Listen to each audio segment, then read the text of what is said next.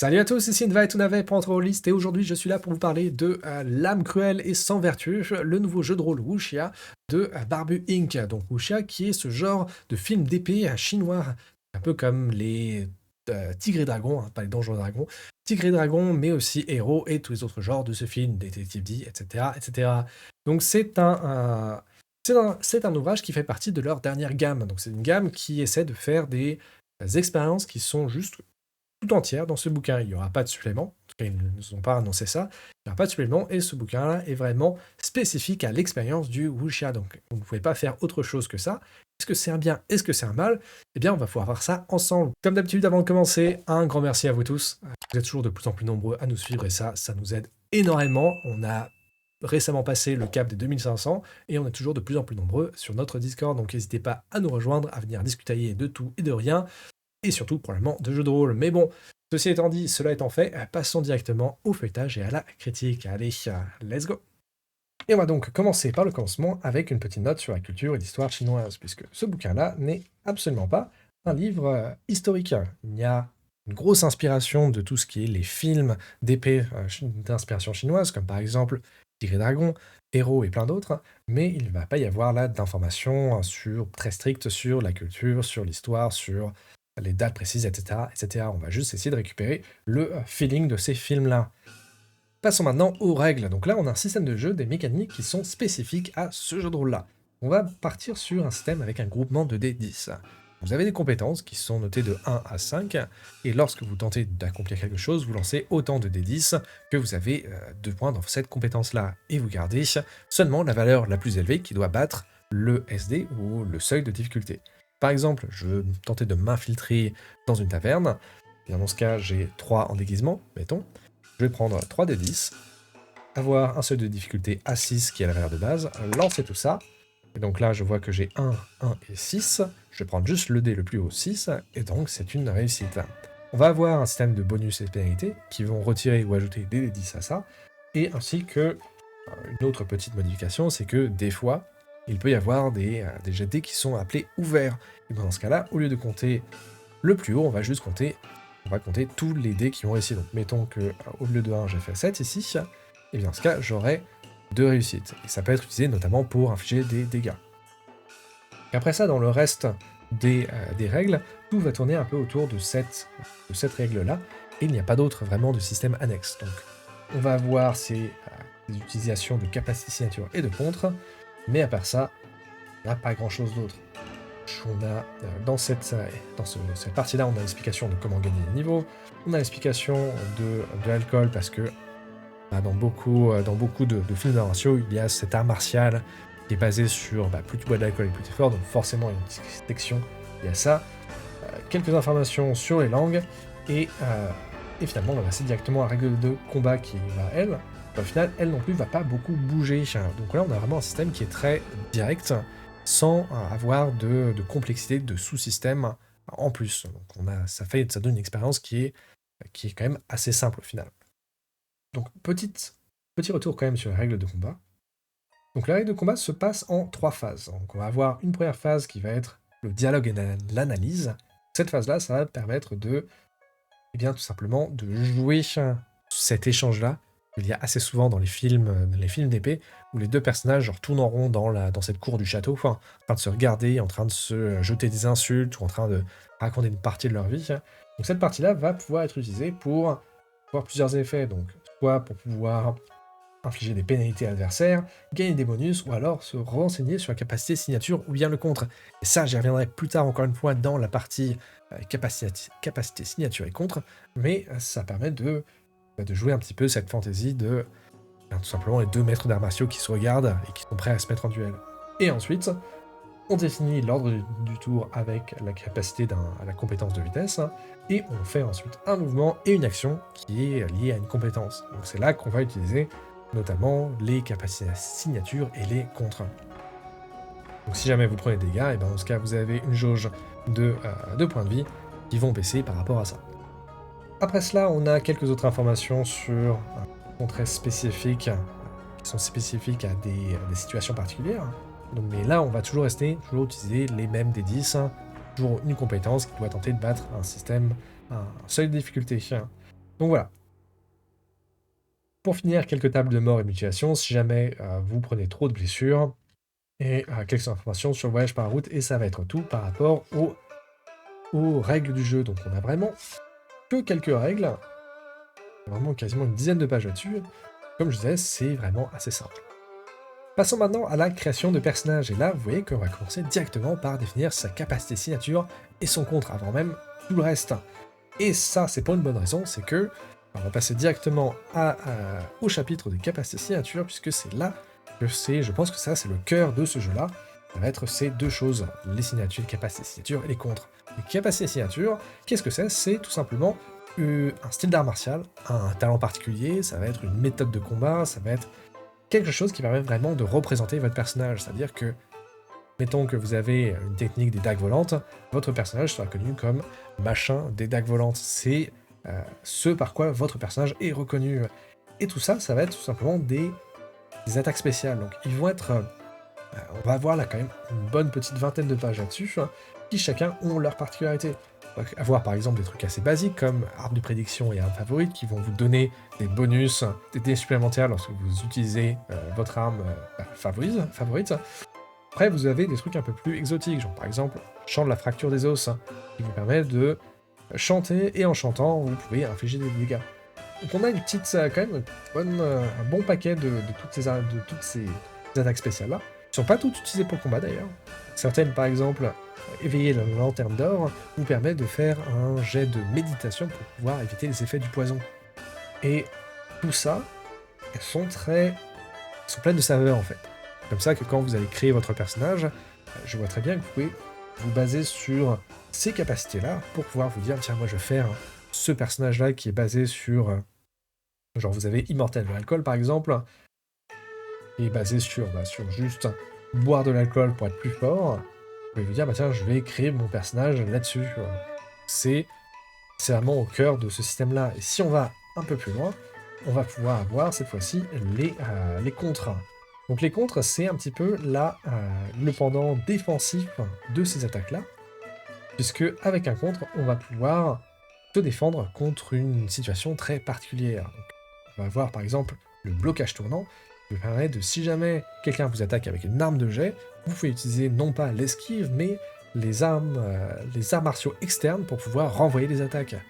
Donc là encore, c'est plein de saveurs. Situationnel, donc c'est là où la capacité, ou plutôt la phase d'observation et d'analyse pendant les combats peut être pratique, puisque c'est là que vous allez vous dire, ah oui, cette personne-là, il a ce contrôle-là ou cette capacité-là. Donc, c'est assez cool. Après, parfois, c'est assez situationnel, donc ça veut dire que si jamais personne vous lance de trucs, à la tête, bah, votre contre va pas forcément être utilisé. Bien que, au fur et à mesure que vous montez de niveau, vous allez avoir d'autres, vous allez pouvoir choisir d'autres capacités signature et d'autres contres. Donc, c'est quand même assez cool. Et je pense que ça peut être assez facile, si vous avez un film d'arts martiaux que vous appréciez tout particulièrement, ça peut être assez facile de créer votre propre capacité signature ou contre, basée sur ces films d'arts martiaux, tout simplement. Prendre un truc qui existe déjà et tout simplement modifier. Donc, il y a pas mal de possibilités là-dedans. Et donc tout ça va pouvoir être utilisé pour habiller votre personnage. Donc, je vais revenir sur la création de personnage. Donc une fois que vous avez choisi votre capacité signature et choix de contre, là vous allez pouvoir choisir une ressource, une ou plusieurs ressources qui vont être... Là, ça peut être des objets, mais là on va vraiment taper sur des trucs qui sont très spécifiques à vous. Donc ça peut être des richesses. Donc là, ils vont citer, notamment dans les richesses un peu plus loin, on va avoir que ce soit un manoir, ça peut être un bateau, ça peut être aussi une ressource sociale, donc je vais aborder ça un peu plus tard. C'est quelque chose qui vraiment va définir votre personnage. Et une fois que vous avez ça, vous sélectionnez vos compétences, les singularités qui sont genre des talents ou quelque chose qui définit votre personnage, c'est qu'une activité qui va être là une profession. Les professions, ça va pouvoir vous définir un petit peu quels sont votre montant de départ ainsi que un peu votre background. Une fois que vous avez ça, vous avez la création d'historique et vous remplissez les détails, donc ça va être les blessures, l'expérience, l'aura de mort, etc., etc. Donc, je vais passer sur la capacité signature, parce que j'en ai déjà parlé, et les contres aussi, pour aller directement à la partie suivante qui va être sur l'équipement les ressources sociales. Donc j'en ai parlé un peu plus haut. Là, c'est quelque chose que vous avez au début de votre aventure, et ça va définir, encore une fois, votre personnage, tout l'historique de votre personnage. Ça peut être assez cool. Genre vous avez manoir, vous êtes propriétaire d'un splendide manoir, commerce illicite, vous avez une activité illégale, donc là ça peut être assez cool à intégrer dans une campagne, et des ressources sociales qui là peuvent être un peu tricky à ajouter dans l'histoire, mais ça peut être intéressant. Donc, j'ai un ami fidèle, un ancien amant dévoué, même un titre officiel si jamais vous voulez être une sorte de fonctionnaire de l'État. Et après ça, on a un chapitre sur les armes, objets et équipements. Donc là, les armes vont avoir un dégât et un coup, ainsi que quelques capacités spéciales. Donc là, on en a quelques-unes qui sont tous très spécifiques aux arts martiaux encore. Donc là, on a encore toute la saveur du wuxia. Donc, je vais passer dessus. On va avoir des armes, des armes peut-être plus rares. On va avoir quelques armes uniques. Si jamais vous voulez vraiment, ça peut servir comme quête, notamment si vous voulez aller chercher la griffe du soleil flamboyant. Donc chacun avoir des effets un peu plus spécifiques que d'autres. Donc ce sont des armes normales, des armes qui ont en plus un bonus. Par exemple, la lance d'argent, elle inflige 3 des 10 de dégâts et en plus peut provoquer une importante hémorragie et la perte de 1 point de vigueur. Ça peut être un petit bonus en plus. Donc voilà, vous en avez quelques-unes. Vous avez des objets, vous avez des objets courants et finalement aussi un tas d'objets que vous pouvez trouver dans la vie de tous les jours. On a aussi toute une page sur les alcools, et pourquoi pas, et des poisons, pilules, etc., etc. Donc voilà. Donc, vous avez tout ce qu'il vous faut si jamais vous voulez acheter des trucs dans votre campagne. Finalement, on passe aux singularités. Donc, singularité, c'est quelque chose de spécial qu'a votre personnage. Ça peut être un défaut, ça peut être un trait de personnage, un trait de caractère. Tous n'ont pas d'effet mécanique.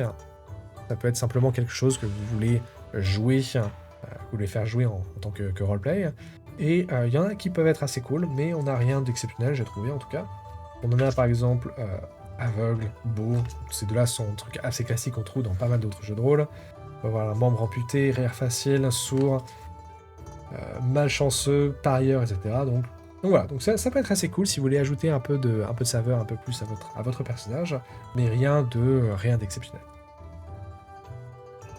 Petit mot sur la défiance de feu. Donc ça, c'est quelque chose, je n'ai pas passé directement je n'ai pas évoqué le sujet, mais quand vous montez un niveau, vous devez faire un jet de méditation.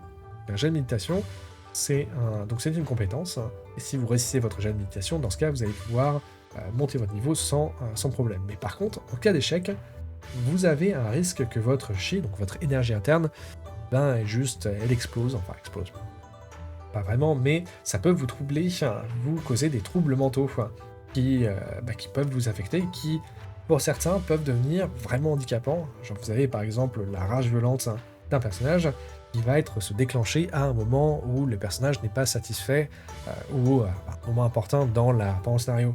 Ça peut être assez cool à jouer. Il y en a pas mal de ces tables-là. Donc après, ça se passe pendant notamment principalement pendant la montée de niveau, mais ça peut arriver au rythme du scénario. Donc ça peut être amusant à ajouter, à voir comment l'intégrer dans la campagne sans que ça casse un petit peu tout. Mais voilà. Et finalement, passons aux compétences. Donc ça va être le dernier chapitre pour le personnage. Et là, on va avoir ici tout simplement une description de quelles sont les compétences, à quoi elles servent, dans quel cas utiliser. Elles sont séparées en plusieurs catégories, donc les arts martiaux, spécialistes, compétences non orthodoxes pour tout ce qui va être les arts magiques, consommation d'alcool, déguisement, compétences mentales pour commandement, détection, etc., etc. Physique, connaissance, et voilà. Bon, pas forcément... Étant donné que les compétences sont pour la plupart suffisamment évidentes dans leur idée, là, pourquoi pas, bon, c'est nécessaire, mais voilà, rien d'exceptionnel là aussi. Et après, on va pouvoir passer au chapitre réservé au meneur ou à la meneuse, puisque on va parler de l'univers du Jianghu. Le Jianghu, et avant que j'avance, vous m'avez entendu massacrer pas mal quelques mots chinois ici. Je suis vraiment désolé, je ne suis pas très spécialiste non plus de ce langage-là, donc ma prononciation est probablement très approximative. Mais bref, le Jianghu, qu'est-ce que c'est? C'est un mot qui revient très souvent dans cet ouvrage, puisqu'il correspond à bien le concept de monde d'arts martiaux. c'est un peu ce côté, ce monde un peu à part, sa société à part plutôt, puisque ce n'est pas un endroit physique, mais vraiment une idée d'un concept qui est toutes les personnes qui sont à l'écart de la société, donc que ça soit les maîtres d'arts martiaux, mais aussi les mendiants, les voleurs, etc. Donc c'est tout le petit monde qui est concerné par cet ouvrage-là, et qui a donné cette sorte de société parallèle. Et donc, dans cette voie-là, dans ce chapitre-là, on va avoir des informations de comment faire en tant que meneur ou meneuse pour pouvoir se lancer dans le wuxia. Là, on va commencer par avoir des inspirations à la fois cinématographiques et littéraires, et commencer par des règles de base pour jouer le jeu. On va voir définir la seuil de difficulté, comment gérer la mort des personnages, l'équilibre, difficulté, duel de regard. Donc là, on va voir des trucs qui sont assez classiques à la base, mais on va aussi avoir des informations sur comment faire pour lier les thèmes des wuxia dans ces campagnes. Comment faire en sorte pour que ça soit pas juste un jeu de rôle lambda, mais vraiment un jeu de rôle lié aux films d'arts martiaux chinois. Donc, notamment cette table-là qui va présenter des potentielles rencontres. Donc, tous ces personnages seront listés un peu plus tard, et ça va vous donner, vous avez besoin d'avoir des rencontres aléatoires, vous allez pouvoir rencontrer telle ou telle personne. Ça permet de faire vivre un petit peu, ou d'aider à faire vivre notre Django. Et on va aussi avoir notamment des aventures et campagnes qui sont données, donc des thèmes pour vos campagnes et scénarios, en se basant sur des histoires. Donc à chaque fois, on a pas mal d'inspiration pour chacune de ces thèmes-là, pour vous dire, tiens, si jamais vous voulez faire un scénario de cambriolage, vous voulez regarder le film des Duels for Gold ou de Le Règne des Assassins. C'est assez cool de voir. C'est un truc que j'aime particulièrement, c'est que, surtout pour quelqu'un qui ne connaît pas forcément le genre du wuxia, avoir ces informations-là, ça peut être super pratique pour pouvoir simplement créer ces scénarios-là. Et donc, comme je disais, on a aussi quelques informations sur comment faire quelles sont les attentes quand on joue un film d'épée de wuxia, quelles sont les attentes et comment on peut les faire pour les jouer. Donc, c'est un chapitre que je trouve qui est assez intéressant. Ça permet vraiment de mettre en avant ce genre-là et comment le jouer, tout simplement. Donc là, on va avoir quelques essais narratifs, genre notamment la voix du destin qui permet de donner à des personnages tout un tas de traits narratifs particuliers, genre si jamais ils ont une histoire secrète, si jamais ils ont une relation particulière, est-ce qu'ils sont fondateurs d'une secte, est-ce qu'ils sont un inventeur, est-ce qu'ils sont une catastrophe qui est destinée à leur arriver. Donc bref, tout ça vous permet de créer votre Django. Et finalement, même si, encore une fois, ce bouquin, c'est pas un ouvrage culturel, c'est pas un ouvrage historique, on a quand même, dans ce chapitre-là, un tas d'informations sur la société qui est généralement mise en avant dans les films de ce genre-là.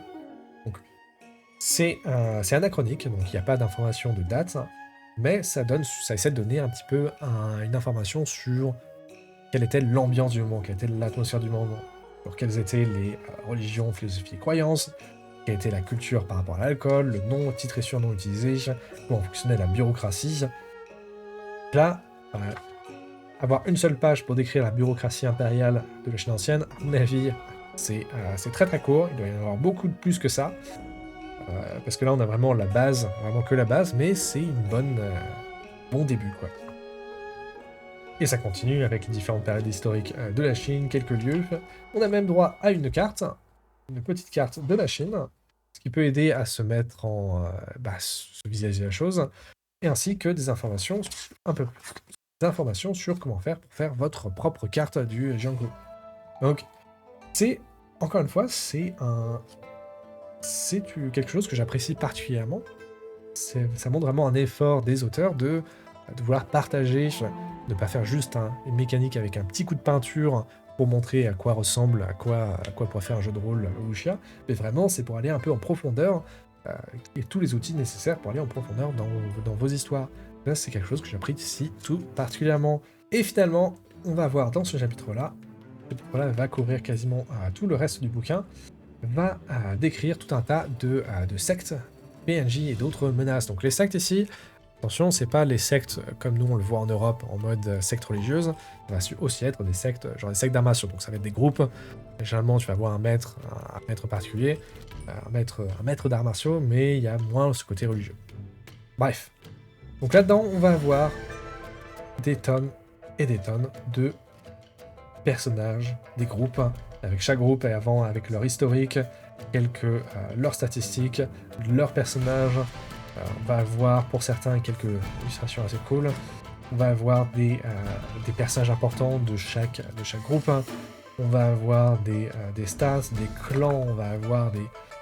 Vraiment, on va avoir tous les groupes que vous pouvez avoir que vous allez pouvoir intégrer à vos parties directement, si jamais vous le souhaitez, avec chacune leur historique, des membres spécifiques. Là, on a vraiment une très bonne ressource, donc ce serait quasiment votre bestiaire, avec tous les personnages que vous allez pouvoir rencontrer. Quelques-uns ont même des petites illustrations avec les groupes, ce qu'ils font récemment. Donc, c'est vraiment une mine d'or là-dedans. Si jamais vous voulez ajouter des personnages des PNJ dans votre personnage, vous avez tout ce qu'il vous faut. Avec même, pour chacun, donc même quelques rancunes et rivalités, quelques alliés, si jamais ils ont besoin d'alliés. Vous avez masse de trucs à faire. Et ça va couvrir quasiment tout le reste du bouquin. Là, on va avoir des dizaines de personnages à intégrer. Et encore une fois, c'est plutôt pratique, parce que surtout, si jamais tu es quelqu'un qui n'y connaît rien, bien d'avoir déjà ces personnages tout faits, ça donne une bonne idée de comment se lancer. Donc voilà, donc très bonne initiative, et c'est pas de trop, à mon avis.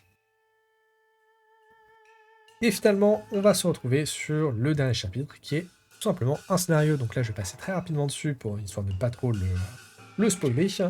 Mais ça peut être un bon début, si jamais vous voulez vous lancer en tant que meneur ou meneuse, et ben vous avez cette petite ressource à votre disposition. Et finalement, on va avoir la feuille de personnage, comme toujours dans un jeu de rôle, et sur un index. Et voilà, c'était L'âme cruelle sans vertu, jeu de rôle Wuxia écrit par Brendan Davis et Jeremy Bay. Qu'est-ce que on en pense? Alors, L'âme cruelle sans vertueux, qu'est-ce que ça vaut? Eh bien, d'un point de vue purement mécanique, d'un point de vue purement juste le contenu qu'on a ici, ça marche. Alors, j'y ai pas joué, malheureusement, peut-être un jour, mais rien qu'en lisant les mécaniques du jeu, je pense que c'est un jeu qui peut très bien marcher. Donc, c'est assez simple, il n'y a pas trop de fioritures, tu as juste le contenu qui a besoin là où il y a besoin, hein. Et dans le genre, ouais, ça va marcher. Par contre, sa plus grande faiblesse et aussi sa plus grande force, c'est que c'est très spécifique au genre wuxia. Ça veut dire que si tu n'es pas déjà fan du genre, un jeu de rôle, je pense que c'est une porte d'entrée qui est assez compliquée, pour s'introduire au genre. Et c'est un peu dommage, puisque les auteurs, tu vois qu'ils kiffent le genre, parce que et aussi le travail qu'ils ont fait pour vous donner toutes les références cinématographiques, littéraires, à voir pour essayer de vous amener dans ce genre-là. Le travail qui a été fait est dingue, mais tu sens l'amour des gens des auteurs pour ce genre-là. Mais c'est vrai que si tu rentres dedans, si tu veux rentrer dans le jeu de rôle wuxia, c'est compliqué si t'es pas déjà fan, quoi. Et donc c'est ça qui fait que c'est un excellent jeu pour les fans du genre, mais pour ceux qui sont pas des fans, bah ouais. Mais après, en même temps, ça fait sens, puisque c'est un peu le contrat qu'a passé Barbie Inc. L'idée, c'était de proposer des expériences qui sont très spécifiques à un genre, et donc voilà. Donc si t'aimes le wuxia, fonce. Si t'aimes pas du wuxia, fonce pas, quoi. Voilà, donc j'ai beaucoup aimé le lire, donc encore une fois, merci Barbie Inc. C'était cool de lire tout ça. Même si, quand même, quelques points négatifs, forcément. La mise en page est pas oufissime. C'est très. Ouais, ça fait très liste, hein. C'est pas dérangeant, mais bon, c'est vrai que t'as tout qui s'enchaîne sans trop de fioritures, dirons-nous, sans trop d'envolées lyriques, mais bon, c'est pas forcément ce qu'on demande. Les campagnes aussi, je dirais que les campagnes longues avec ce jeu seraient peut-être un peu compliquées. Je verrais très bien ça en one-shot ou vraiment des trucs assez courts. Même s'il y a de quoi faire pour être jusqu'au niveau 9, Je dirais même que tenter de faire une partie directement avec un niveau 9 pour avoir ce genre de perso qui soit surpuissant à voler sur la cime des arbres, je pense que ça peut être super cool à jouer. Mais en campagne, peut-être un peu moins. Donc voilà, donc fonction finale, moi j'aime beaucoup. Je pense que c'est un bon ouvrage. Donc voilà, donc je suis assez heureux d'avoir pu le partager avec vous. Et bah sur ce, je vais vous laisser ici, en vous souhaitant à tous une excellente journée, soirée, ou quelle que soit la période où vous êtes. Et surtout, à bon jeu tout le monde. Salut!